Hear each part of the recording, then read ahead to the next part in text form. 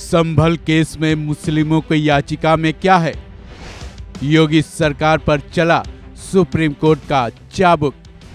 CJI Khanna ने थमाया योगी सरकार को नोटिस।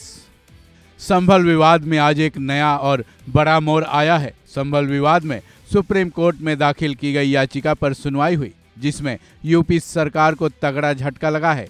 संभल विवाद की इस याचिका पर सीजेआई संजीव खन्ना की अगुवाई वाली 2 जजों की बेंच में सुनवाई हुई। इस बेंच में सीजेआई खन्ना के साथ सुप्रीम कोर्ट के जज जस्टिस संजय कुमार शामिल रहे। सुनवाई के दौरान सीजेआई खन्ना की बेंच की तरफ से योगी सरकार को तगड़ा झटका लगा है। इस मामले में योगी सरकार को सीजेआई खन्ना की बेंच ने नोटिस थमा दिया है।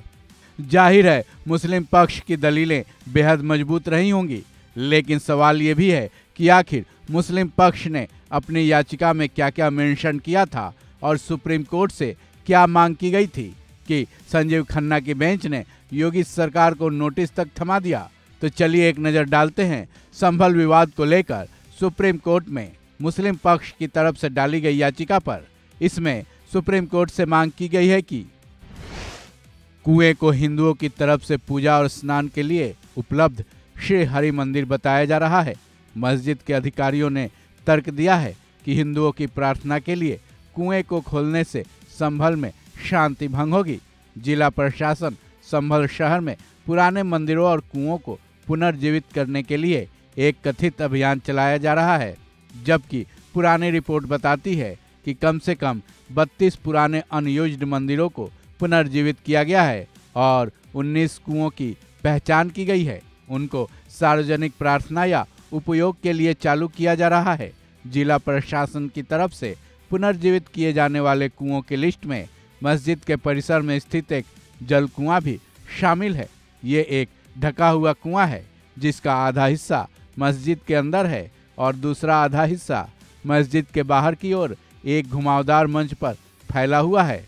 ये कुआं 3 संकरी गलियों के त्रिकोणीय जंक्शन पर स्थित है, जो मस्जिद के मुख्य प्रवेश द्वार की तरफ जाती है, जिसका उपयोग मस्जिद के उपयोग के लिए पानी निकालने के लिए किया जा रहा है। सुप्रीम कोर्ट संभल के जिला मजिस्ट्रेट को उचित निर्देश दें कि वो सुनिश्चित करें कि मस्जिद की सीढ़ियों प्रवेश द्वार के पास स्थित निजी कुएं के संबंध में यथास्थिति बनाई रखी जाए। साथ ही सुप्रीम कोर्ट की अनुमति के बिना इस संबंध में कोई कदम या कार्रवाई न की जाए।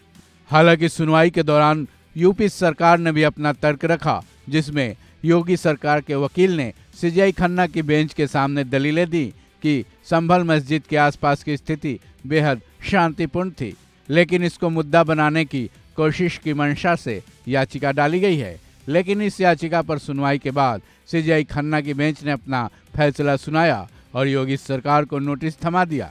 बहरहाल अब इस केस में आगे क्या होगा, ये देखना बेहद अहम है। इस खबर में बस इतना ही।